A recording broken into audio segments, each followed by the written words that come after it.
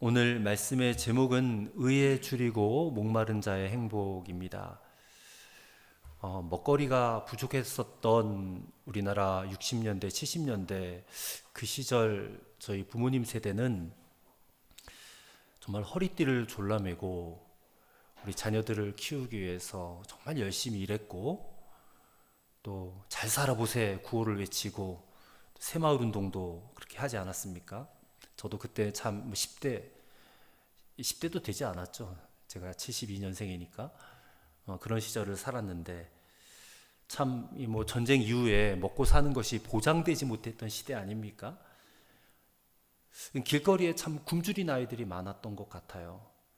그리고 또 굶어 죽는 그런 사람들도 속출하던 이제 그런 시대를 우리가 살았었는데, 그 시대를 살던 이제 어르신들이 오늘 이 시대, 우리가 사는 시대를 이렇게 생각해보고 눈으로 본다면 정말 격세지감을 느낄 것입니다.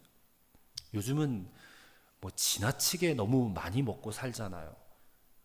그것 때문에 파생되어지는 이게 안 좋은 일들이, 뭐 성인병이 막 속출해요. 뭐 당뇨, 고지혈, 뭐 비만, 뭐 이런 것들이 얼마나 또 많이 사람들을 고생하게 합니까? 다이어트는 평생의 숙제라고 말을 하고 있고, 뭐 텔레비전 틀면 살 빼는데 좋다는 음식들, 뭐 영양제, 이런 것들이 뭐 홍수를 이루는 그런 시대를 우리가 살고 있습니다. 근데 이런 시대를 살고 있으면서도 오늘날 현대인들은 여전히 무엇을 더 먹을까, 무엇을 더 마실까, 근데 이런 것들을 갈망하면서 찾아 헤맨다는 것입니다.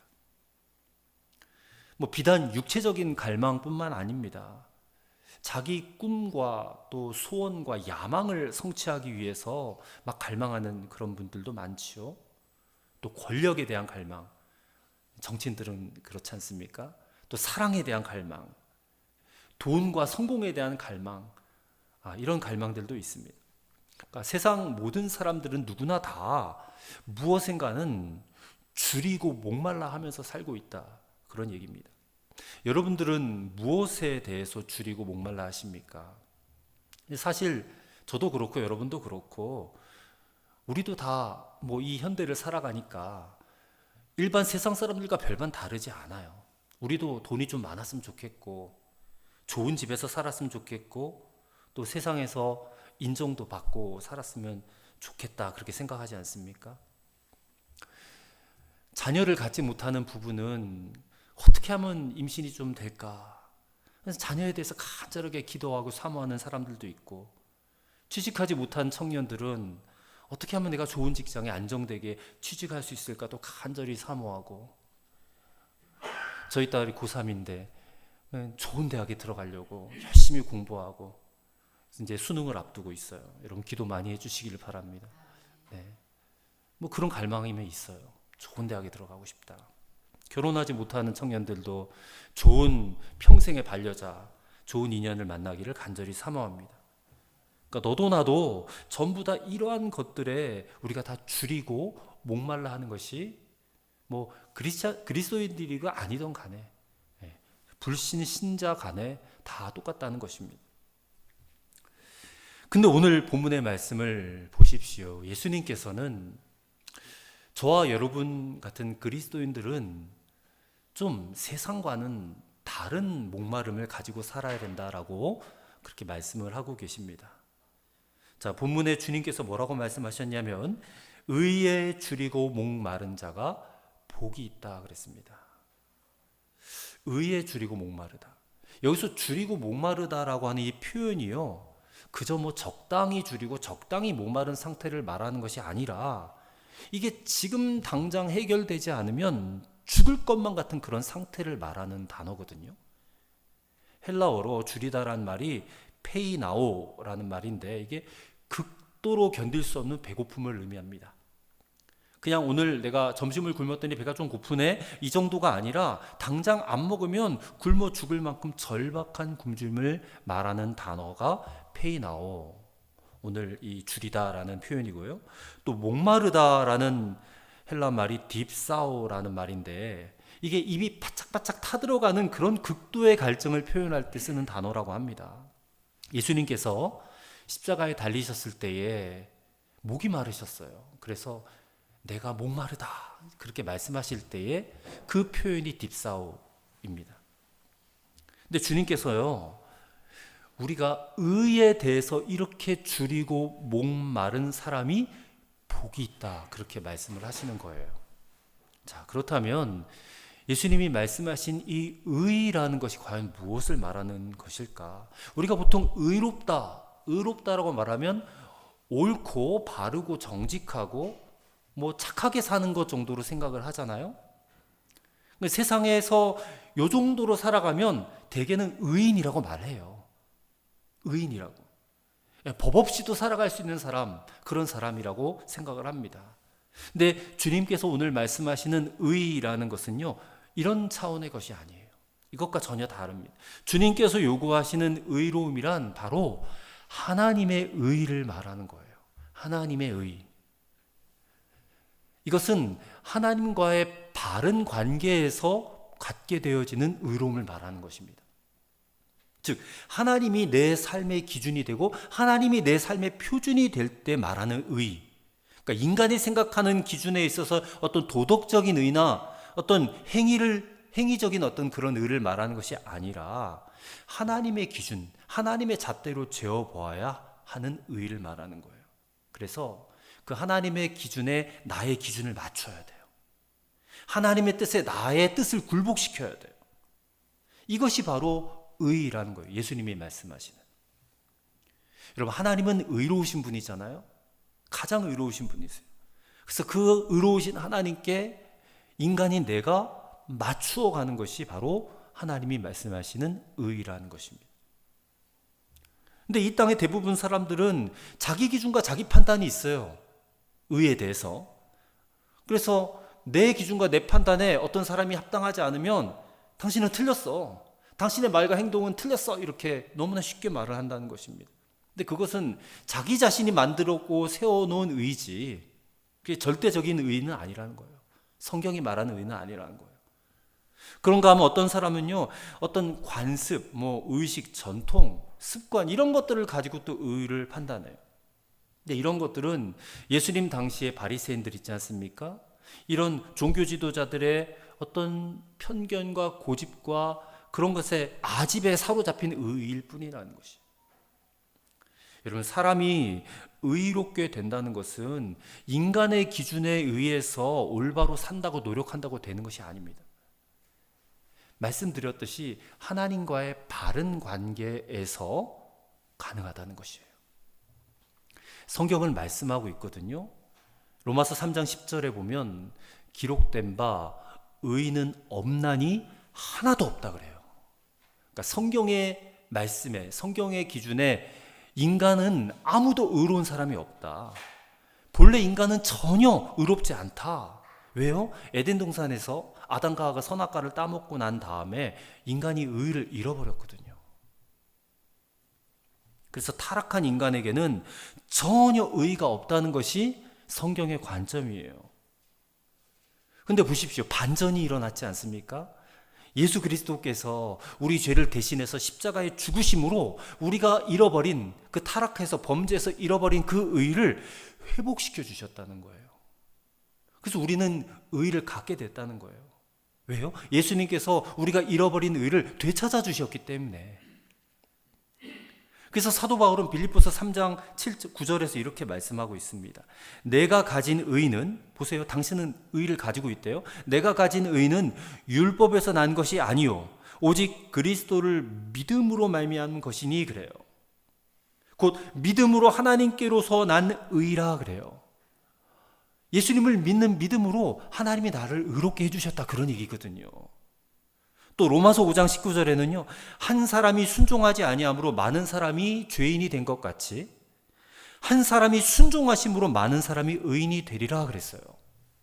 한 사람은 누구를 말하면 아담을 말해요. 아담의 범죄로 의를 다 잃어버렸는데 또 한 사람의 순종, 예수님의 순종으로 의를 되찾았다 그래요. 그래서 누구든지 예수 그리스도를 믿는 자는 하나님의 의를 갖게 되는 줄로 믿으시기 바랍니다. 하나님은 우리가 예수님을 믿었기 때문에, 예수님을 구주와 주님으로 영접했기 때문에 우리를 그저 의롭다라고 인정해 주시는 거예요. 내가 의로운 일을 한 게 없는데 누구 때문에? 예수님 때문에. 예수님만 보시고 나를 의롭다 인정해 주신 거예요. 그래서 이게 굉장히 중요합니다. 우리 인간에게는 전혀 의의가 없지만 누구 때문에요? 예수님 때문에. 예수님을 믿어 구원받았기 때문에 우리 그리스도인은 의로운 자가 된 줄로 믿으시기 바랍니다. 이것을 신학적 용어로 이신칭의라고 그래요. 오늘 종교개혁 주일인데 이 이신칭의, 믿음으로 말미암아 의롭게 되는, 이것이 분명해지는, 확고하게 세운 이것을 기념하는 주일이 종교개혁 주일이거든요. 이 의의가 바로 하나님의 기준, 하나님의 잣대라는 거예요. 예수님을 믿음으로 갖게 된 의. 자, 보십시오. 저와 여러분은 그냥 예수님 믿은 것밖에 없어요. 우리 나가서 무슨 선한 일 한 것도 별로 없잖아요. 예수님 믿은 것밖에 없는데 하나님은 그 믿음만 보시고 우리를 의롭다라고 여겨주셨어요. 이게 복음입니다. 이게 하나님께서 우리에게 주신 최고의 축복입니다. 여러분은 다 이 의를 받은 사람인 것을 기억하시길 바랍니다. 그러면 그 의에 줄이고 목마른 자, 그 의를 줄이고 목말라 하는 그런 사람이 과연 어떤 사람인가에 대해서 우리가 좀 살펴봐야 될 필요가 있어요. 첫째로, 그런 사람은 은혜를 간절하게 사모하는 사람이라는 것입니다. 은혜를 간절히 사모하는 사람. 자, 우리가 전도를 받았어요. 저도 이제 모태신앙은 아니었으니까 누군가로부터 전도를 받고 이제 어린 시절부터 교회를 다니기 시작을 했는데, 그러면 교회를 계속 꾸준히 한 주, 두 주, 1년, 2년 이렇게 다니다 보면 하나님에 대해서 눈을 뜨게 돼요. 그리고 교회에서 복음을 가르쳐 주잖아요. 복음을 듣고 깨닫게 되는 것이 뭐냐면 내가 죄인이구나라는 것을 깨닫게 돼요. 나의 죄인됨을 알게 됩니다. 그리고 그 나의 죄인됨을 해결하시기 위해서 예수 그리스도가 나를 구원하시기 위해서 어떻게 십자가에 달려 죽으셨는지도 깨닫게 돼요. 그리고 예수님을 내 마음에 영접하도록 하잖아요. 영접함으로 내가 구원을 받게 돼요. 그래서 하나님의 자녀가 되는 것입니다. 그 증표로 세례를 받죠. 그래서 교회 생활에 이제 안착을 하게 되고 비로소 그때부터 하나님과 바른 관계를 맺는 삶을 살게 돼요. 이게 정상적인 삶입니다. 그러면 이 예수님을 믿고 구원받지 못한 사람은 정상이 아니란 얘기예요. 성경의 기준에서는 그렇다는 것입니다. 그래서 그런 정상적인 삶을 살게 되면서부터 이제는 세상 속에서 이 구원받은 자의 삶이 어떠해야 하는지를 깨닫게 돼요. 우리가 마태복음을 계속 이제 5장, 6장, 7장 산상수훈을 읽어 나가게 되면서 구원받은 자의 삶에 대해서 배우게 될 텐데, 그것이 곧 하나님의 자녀라는 자기 신분에 걸맞는 삶을 살아가게 된다, 그 얘기거든요. 우리가 그것을 신앙생활이라고 말을 하는 겁니다. 신앙생활. 근데 이 신앙생활을 그저 종교생활처럼 하는 이들이 적지가 않아요. 쉽게 말해서 종교생활을 한다는 것은 교회 안에서의 생활과 교회 밖에서의 생활이 일치하지 않는 생활을 말하는 것입니다. 그게 종교생활이에요. 주일이 되었으니까 교회 나와서 예배를 드려요. 습관적으로. 그리고 1시간 예배를 드리고 한 것으로 이 종교적 의무를 다 했다라고 여기고 삶으로 돌아와서는 전혀 그리스도인답지 못하게 살아요. 구별되지 못한 삶을 살아요. 주일에 와서 1시간 예배를 드렸으니까 나머지 시간은 그냥 내 멋대로 살아가는 것이에요. 그러나 신앙생활은요, 교회 안에서의 생활보다는 교회 밖에서의 생활이 더 중요하다는 것입니다. 의외로 교회 밖에서 내 신앙의 모습, 그 모습의 아름다움과 향기가 드러나야 진짜라는 거예요. 근데 또 이것을 누군가에게 보여주기 위한 쇼처럼 생각하는 사람들도 있더라고요. 속은 전혀 그렇지 않으면서 겉으로는 내가 예수 잘 믿는 척, 사랑 많은 척, 은혜로운 척, 그렇게 하시는 분들도 계셔요. 근데 그렇게 내가 입술로만 주여 주여 한다고 해서 주님이 속으시느냐? 속지 않으신다는 것입니다. 주님께서 당시 종교 지도자들, 서기관 바리새인들을 향해서 얼마나 신랄하게 책망을 하셨는지 들어보십시오. 마태복음 23장 3절에 그러므로 무엇이든지 그들이 말하는 바는 행하고 지키되 그들이 하는 행위는 본받지 말라. 그들은 말만 하고 행하지 아니한다. 그래요. 말뿐이라는 거예요. 말만 예수 믿고 말만 거룩하고 말만 은혜롭고 근데 행위는 전혀 그렇지 않다는 거예요. 그걸 본받지 말라는 거예요. 여러분, 우리에게 하시는 말씀으로 들어야 합니다. 우리의 신앙이 진짜 신앙생활이 되기 위해서는 우리 입술의 고백과 우리의 행동이, 삶이 일치가 되어져야 돼요. 교회 안과 교회 밖의 삶이 일치가 되어져야 돼요. 그러려면 우리 일상생활에서 예수님과 동행하는 생활이 꼭 필요하다는 것입니다. 여러분, 예수님과의 동행, 우리가 믿고 따르는 주 예수님은 갈라디아서 2장 20절 말씀처럼 나를 사랑하사 나를 위하여 자기 자신을 버리신 하나님의 아들이세요. 다시 들어보세요. 나를 사랑하사 나를 위하여 자기의 몸을, 자기의 육신을 십자가에 버리신 하나님의 아들이 바로 예수님이세요. 여러분, 그 아들이 저와 여러분을 사랑하신대요. 말로만 사랑하시는 것이 아니라 자신의 몸을 내어주시기까지 우리를 사랑하신대요. 그러면 진정한 신앙생활이란 이 하나님의 아들, 나를 사랑하사 나를 위하여 자기 몸을 내어주신 그 예수님을 더욱 알아가는 갈증과 배고픔을 갖는 것이 이게 진정한 신앙생활이라는 거예요. 여러분 다 연애도 해보시고, 우리 아이들은 아니겠지만 연애도 해보시고 결혼도 해보셨을 텐데, 마치 사랑하는 연인이 내 곁에 있어가지고 늘 그 연인과 함께 살아가잖아요. 동행하잖아요. 근데 한창 그 연애가 불이 타오를 때는 옆에 있어도 보고 싶다 이런 생각이 들지 않습니까?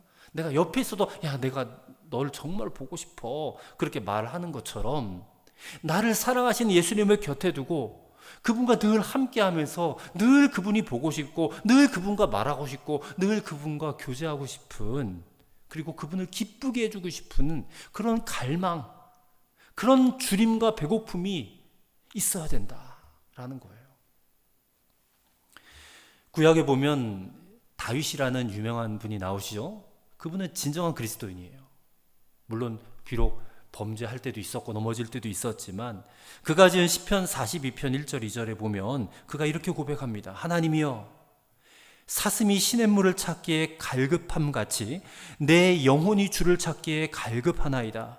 내 영혼이 하나님 곧 생존하신 하나님을 갈망하나니 내가 어느 때에 나아가서 하나님 앞에 배울고. 그가 주님을 얼마나 사랑했는지 내 영혼이 주를 찾기에 갈급하다, 갈망했다는 거예요. 여러분, 이런 간절함이 바로 은혜를 사모하는 마음이에요. 여러분이, 여러분과 저가 이렇게 주님을 갈망하면 여러분, 우리 안에 기쁨이 왜 안 일어나겠습니까? 왜 성령께서 우리를 감동하시고 순종의 영을 부어주시지 않겠습니까? 이렇게 은혜를 사모하는 자는 반드시 순종으로 이어지게 되어 있어요. 삶이 다를 수가 없어요. 삶으로 나타난다는 거예요. 삶으로. 여러분, 이것이 진짜 신앙생활인 줄로 믿으시기를 바랍니다. 그 사람이 바로 의에 줄이고 목마른 사람이라는 것이죠. 그 다음에 두 번째로는 어떤 사람이 의에 줄이고 목마른 사람이냐면 날마다 새롭게 변화되기를 사모하는 사람이라는 것입니다. 사도 바울이 로마서 12장 2절에서 이렇게 말씀했어요. 너희는 이 세대를 본받지 말고 오직 마음을 새롭게 함으로 변화를 받아 하나님의 선하시고 기뻐하시고 온전하신 뜻이 무엇인지 분별하도록 하라 했습니다. 자, 이 말씀을 읽어보니까 그리스도인은 어떤 사람이에요? 날마다 새로워지는 사람이에요. 날마다 변화되어지는 사람이라는 거예요. 여러분, 우리가 그렇게 날마다 새로워지고 날마다 변화될 때에 무슨 일이 발생하느냐? 하나님의 선하시고 기뻐하시고 온전하신 뜻이 무엇인지가 분별이 되어진대요. 여러분, 여기서 말하는 하나님의 그 뜻이 바로 하나님의 의라고 말할 수가 있는 것이에요. 변화를 추구하면 하나님의 의를 분별하게 된다라는 것입니다. 분별하게 된다. 그러므로 의에 줄이고 목마른 자라는 것은 날마다 새롭게 변화되기를 사모하는 사람이라는 것입니다. 저와 여러분이 날마다 변화되기를 사모하실 수 있기를 바랍니다. 그러려면 어제보다는 오늘이, 오늘보다는 내일이 더 좋아져야 돼요. 더 성숙해져야 된다는 것입니다. 근데 날마다 뒤로 가시는 분들이 계셔요. 퇴보하세요. 퇴보. 어제보다 오늘이 더 안 좋아. 오늘보다 내일이 더 안 좋아. 거꾸로 가시는 분들이 계세요. 여러분, 우리가 예수님을 더 알아가기 원하고 그분과 더 교제가 깊어지면 깊어질수록 그분을 더 알아드리고 싶고 더 그분을 사랑하면서 살아가며 그렇게 날마다 성숙한 삶을 살아갈 텐데, 이 변화에 대한 갈망이 없으면 여전히 자기 중심적 신앙생활로 만족할 수밖에 없다는 거예요. 여러분, 수십 년 신앙생활을 했는데 주구장창 자기만 쳐다보는 사람들이 있어요. 자기만 잘해주라는 거야. 자기만. 나만 잘해주라는 거예요. 나를 만족시키기 위해서 하나님도 예수님도 존재하는 것처럼 생각해요. 오로지 내 기도, 내 간구, 내 소원만을 위해서 살아요. 주변 사람들은 눈에 들어오지 않아. 내 만족을 위해서 신앙생활을 해요. 그런 사람을 우리는 이기적인 그리스도인이라고 말을 하는 겁니다. 이기적인. 사실 이게 모순이 되는 단어예요. 그리스도인이라면 이기적일 수가 없는데 어떻게 그리스도인이 이기적일 수 있을까? 근데 그런 모순을 달고 사시는 분들이 계시더라고요. 여러분, 예수님을 정말 믿었다면, 예수님을 정말 알았더라면 이제는 나보다는 다른 사람을 향하여 눈이 열려지게 되어 있어요. 우리가 변화되고 성숙하면요, 시선이 그렇게 옮겨가요. 믿음이 연약하고 그리고 넘어졌고 시험에 든 자들, 그런 자들이 눈에 들어와요. 그들을 돌아봐 줘야 된다는 책임감이 들어와요. 그들을 격려하고 어떻게 하든 저들을 바르게 세워주기 위해서 내가 노력할 수밖에 없어요. 왜냐하면 그런 마음을 주님이 주시기 때문에 그래요. 여러분, 신앙의 연수가 10년, 20년, 저처럼 막 40년, 50년 되신 분들이요, 여전히 나만 바라보고 있으면요, 그는 정말 어린아이와 같은, 하나도 잘하지 않은 사람이에요. 그 정도 신앙생활 했으면 이제는 나는 좀 제외하고 배제하고 다른 사람을 좀 돌보고 그를 위해서 내가 헌신하고 순종하고 좀 섬기는 그런 모습이 좀 있어야지. 언제까지 나만 쳐다보고 살 겁니까? 나 잘 돼줘야 되고 나 잘 되게 해줘야 되고. 그래서는 안 된다는 것입니다. 나보다 약한 자, 넘어진 자, 시험에 든 자, 여러분 돌아볼 줄 알고 격려하는 자가 되셔야 됩니다. 나보다 남을 낮게 여겨라, 죽게 하듯 하라, 그런 말씀도 있지 않습니까? 그리고 나와 내 집과 내 가정보다는 우리 교회 공동체의 유익을 위해서 나의 유익을 기꺼이 포기할 줄 아는 그런 사람이 되어야 되지 않겠는가? 이렇게 날마다 새롭게 변화되기를 사모하고 갈망하는 그런 그리스도인들이 되셔야 할 줄로 믿습니다. 이 사람이 의에 줄이고 목마른 사람이라는 것이죠. 그 다음에 세 번째로 또 어떤 사람이 의에 줄이고 목마르냐? 하나님의 나라가 이루어지기를 사모하는 사람이라는 것입니다. 우리가 아까 예배 시간에 주기도문을 우리 함께 고백을 했어요. 주기도문의 첫 번째 기도가 뭡니까? 하늘에 계신 우리 아버지여, 이름이 거룩히 여김을 받으시오며, 그 다음에 나라가 임하옵시며, 그러죠? 나라에 임하옵시며. 이 나라가 임하옵시며라고 기도하는 것, 이 기도가 바로 하나님의 나라가 이 땅에 이루어지기를 간구하는 기도예요. 하나님의 나라가 이 땅에 이루어지게 해달라. 우리가 이 민족, 이 나라를 위해서 기도하는데 우리나라 대한민국이요, 하나님의 나라가 되었으면 좋겠어요. 하나님이 다스리시는 나라, 하나님이 통치하시는 나라, 하나님의 정의와 공의가 강물과 같이 흘러가는 나라, 우리가 그 나라가 되기를 기도하잖아요. 그렇게 기도해야 돼요. 이게 그리스도인이라면 기도를 당연히 그렇게 해야 됩니다. 주님이 가르쳐 주셨잖아요. 그러면 우리가 간구하는 하나님의 나라가 어떤 나라입니까? 이겁니다.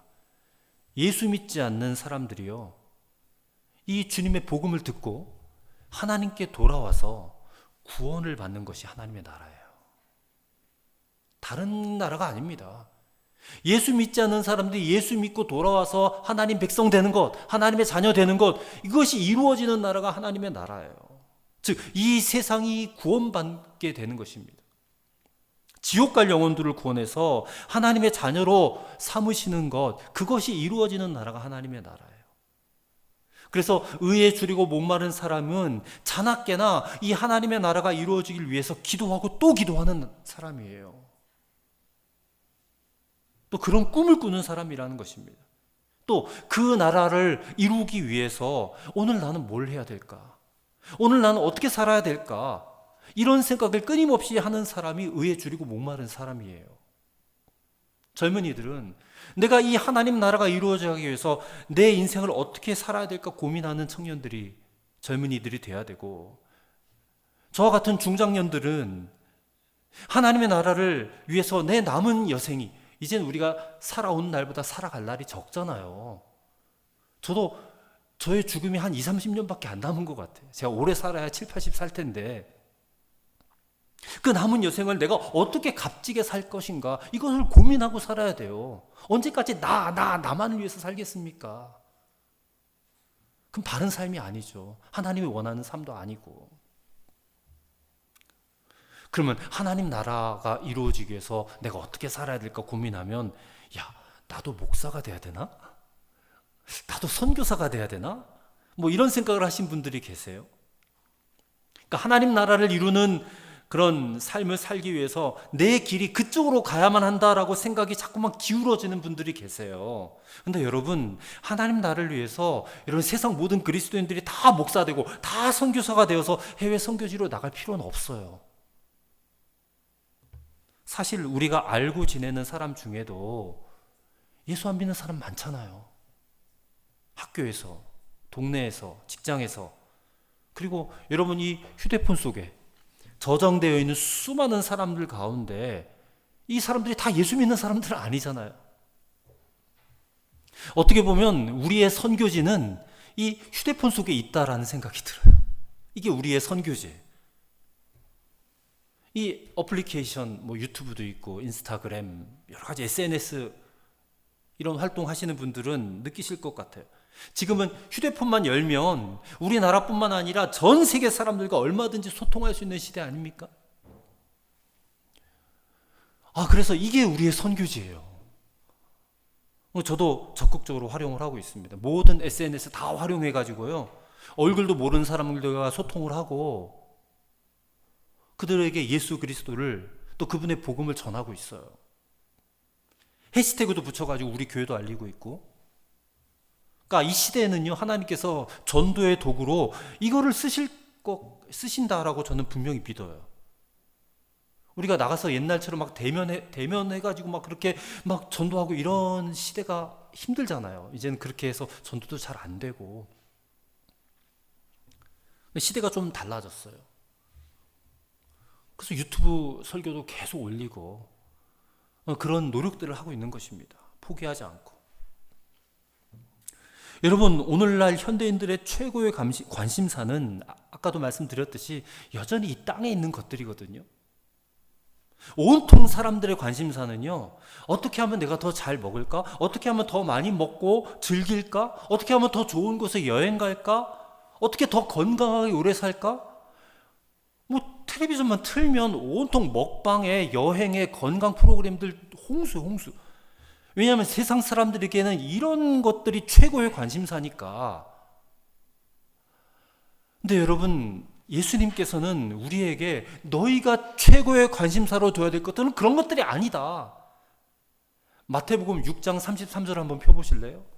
지금 우리가 5장 읽었는데 6장 한번 펴보세요. 6장 33절이 우리의 최고의 관심사가 되어져야 될 것을 말씀하고 있어요.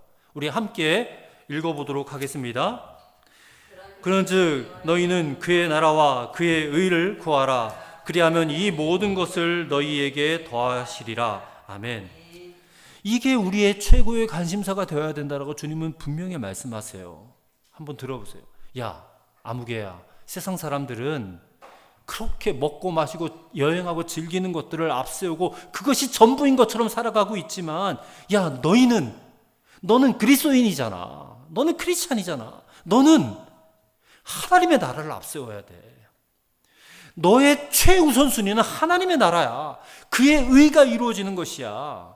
너희는 밤이고 낮이고 그것을 앞세우며 살아야 돼. 먹는 것, 마시는 것보다 이것을 더 앞세워야 돼. 너는 나의 자녀야. 하나님의 나라를 갈망해야 되고 그 나라를 앞세우고 살아야 돼. 그러면 세상 사람들이 걱정하고 앞세우는 먹고 마시는 문제는 내가 해결해 줄게. 내가 해결해 줄게 말씀하시는 거예요. 여러분, 이 말씀 믿으십니까? 여러분 다 걱정하잖아요. 내가 앞으로 노년에 어떻게 먹고 살아야 될까? 우리 젊은이들은 어떻게 취직해서 돈 벌까? 다 이 생각과 이 걱정으로 살아가는데, 야, 그거 내가 해결해 줄게. 너희는 뭘 앞세워야 돼? 하나님의 나라와 그의 의가 이루어지는 것을 앞세워. 거기에 순종해. 그러면 내가 다 책임져 줄게 말씀하시는 것 아니겠어요? 저는 이 말씀을 믿습니다. 그리고 이 말씀을 저는 지금 경험하고 살고 있어요. 여러분 보세요. 저의 삶을 한번 생각해 보세요. 제가 어떻게 살아갈 것인가. 많은 분들이 걱정하거든요. 저희 가족들 다 서울에 계시고 제가 알고 계시는 수많은 지인들이 있어요. 물론 그분들이 다 저를 도와주시는 건 아니에요.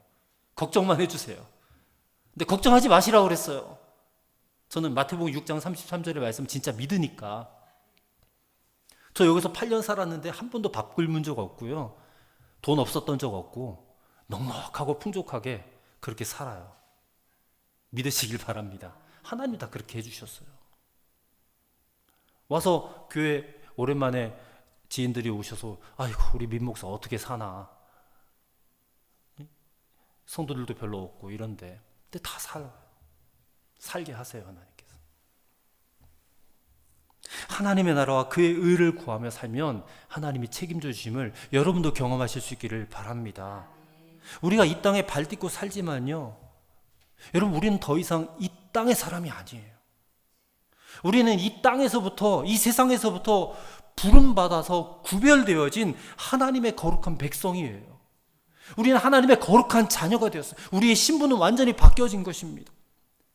여러분이 가난하든지 부하든지, 여러분이 성공했든지 실패했든지, 여러분이 젊든지 늙었든지, 여러분이 여자든 남자든지 가릴 것 없이 여러분 어떠한 형편에 있다 할지라도 우리의 최고의 관심사는 하나님의 나라가 이 땅에 이루어지는 것이 되어야 할 줄로 믿습니다.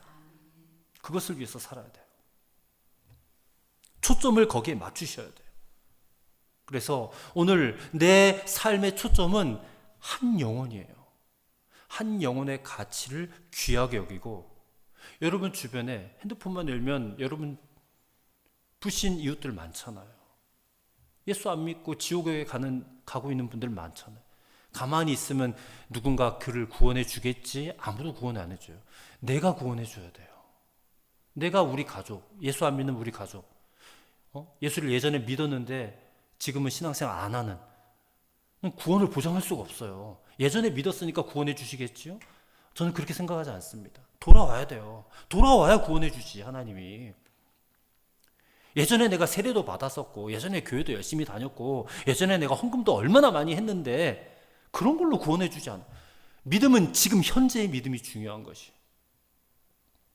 그래서 그들을 위해서 기도하고 그들에게 어떻게든 복음을 전할 수 있도록 애를 쓰셔야 돼요. 누군가의 만남도 우연한 만남으로 여기지 마시고 주님이 주시는 구원의 기회로 삼으셔야 돼요. 그 사람을 구원하시기 위해서 그 사람을 만나게 하셨어요. 우리는 복음의 통로가 되어야 됩니다. 축복의 통로가 되어야 됩니다. 이것이 하나님이 우리에게 가장 원하시는 하나님의 뜻이에요. 하나님의 뜻. 우리 하나님의 뜻 알고 싶잖아요. 나를 향한 하나님의 뜻. 이미 성경에 다 기록이 되어져 있잖아요. 근데 뭘 더 하나님의 뜻을 우리가 구합니까? 이게 하나님의 뜻인데. 결론입니다. 이렇게 우리가 의에 줄이고 목마른 자가 누릴 수 있는 행복은 주님께서 그들이 배부를 것이며 그랬어요. 배부를 것이며. 배부르다라는 말은 부족함이 없다는 것이잖아요. 다윗이 시편 23편 1절에 여호와는 나의 목자시니 내게 부족함이 없으리로다. 그 상태가 배부른 상태 아닙니까? 대체 무엇으로 채워주시기에 부족함이 없고 배부르고 충분하다 이렇게 느끼게 될까요? 두 구절을 읽어드리겠습니다. 요한복음 6장 35절 말씀입니다. 예수께서 이르시되 내가 곧 생명의 떡이니 내게 오는 자는 결코 줄이지 아니할 터이요 나를 믿는 자는 영원히 목마르지 아니하리라.